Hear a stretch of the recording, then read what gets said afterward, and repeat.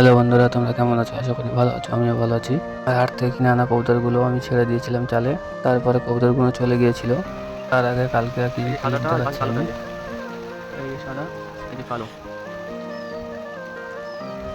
এখানে দুটো সাদা বই আছে, কিন্তু আর দুটো করে কি জানি, আর দুটো করে। এই কবুতরগুলো আমি কিভাবে ঘুরে আনলাম। তো প্রথমে আমি কবুতরের ঘরে যাই, তারপরে তোমাদেরকে দেখাচ্ছি। আমার ভাগ্যটা ভালো ছিল, এই কবুতরগুলো ফিরে পেয়েছি। আর এই মার্কিং করা পুরো চলে গিয়েছিল। আমি তো ভেবেছিলাম ওই দুটো পাবো না, আর তো বাদ বাকি আর যে দুজোড়া ছিল ওই দুজোড়া গাছে বসছিল। তো আমাদের সব থেকে উঁচু গাছে বসেছিল ও দুটো।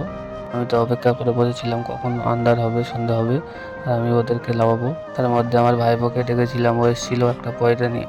নিচে থেকে পয়রাটা দেখাতে সবগুলো আস্তে আস্তে লেবে এলো।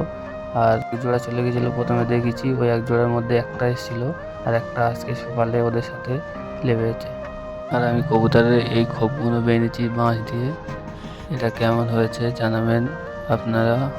এখানে আমার মিঠু আছে, দেখুন কি করছে ও, কেমন কেমন করছে মিঠু। আর বাইরে খুবই বৃষ্টি হচ্ছে, সেটাও আপনাদেরকে দেখাবো।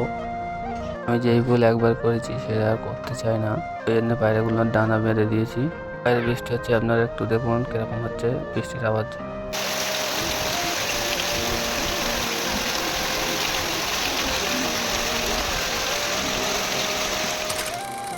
আজকের মতো ভিডিও এই পর্যন্ত ছিল। সবাই